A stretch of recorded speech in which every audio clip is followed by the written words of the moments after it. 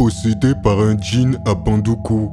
Les faits qui vont suivre m'ont été rapportés par un de mes abonnés de Côte d'Ivoire, voici son témoignage. Je suis élève dans une école coranique et je vis à Bandoukou, à l'est de la Côte d'Ivoire. Parmi mes camarades, j'avais un ami très proche avec qui je partageais tout, les cours, les prières et même nos repas. Mais un jour, j'ai remarqué un changement. Il ne venait plus à l'école, il se faisait rare. Quand je l'ai enfin revu, je lui ai demandé la raison de son absence. C'est alors qu'il m'a confié une chose troublante. Une de ses cousines était venue du village pour passer les vacances chez eux, mais depuis son arrivée, des phénomènes étranges avaient commencé. Selon lui, la jeune fille était possédée par un djinn. Quand l'esprit se manifestait, elle devenait méconnaissable. Son visage se crispait, sa voix changeait, et une force inhumaine s'emparait d'elle. Elle grognait comme un animal, renversait les meubles, et personne ne pouvait la maîtriser. Mon ami passait donc ses journées à ses côtés, tentant de la soigner à travers des séances de Rokia,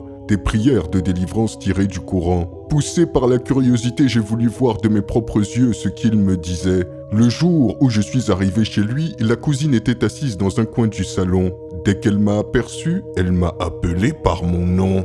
Alors que nous ne nous étions jamais rencontrés auparavant, j'ai senti un frisson glacial parcourir tout mon corps. Elle me fixait avec un sourire terrifiant. Ses yeux étaient vides, sans éclat, comme si toute trace d'humanité avait quitté son être. Sa démarche était rigide, mécanique, presque robotique.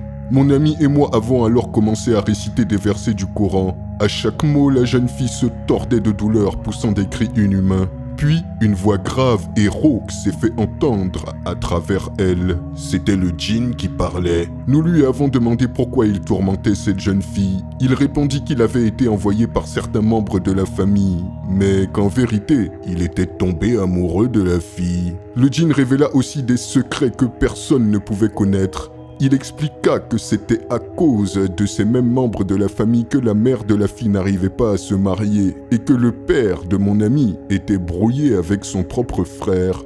Mon ami bouleversé continua à lui poser des questions et le djinn dévoila encore d'autres vérités enfouies que je ne peux pas révéler ici. Je dus lui dire d'arrêter car l'esprit devenait de plus en plus agressif. Nous avons poursuivi les séances de Rokia pendant 5 jours. Chaque jour, la jeune fille semblait aller un peu mieux. Mais le djinn, avant de s'éloigner, prononça une dernière phrase glaçante. « Même si je pars aujourd'hui, je reviendrai car cette fille m'appartient. » Voici mon témoignage. Mon compte Facebook est disponible à la vente. Pour tous ceux qui seraient intéressés, contactez-moi en inbox ou sur ce numéro WhatsApp en bas de l'écran. Pour ceux qui souhaitent continuer à me suivre, abonnez-vous à mon compte TikTok en cliquant sur le lien dans ma bio de la page Facebook. Quel témoignage terrifiant! Dites-moi ce que vous en pensez dans les commentaires et je vous dis à très bientôt pour une nouvelle vidéo. C'était Takashi numéro 1 sur les histoires mystiques de l'Afrique.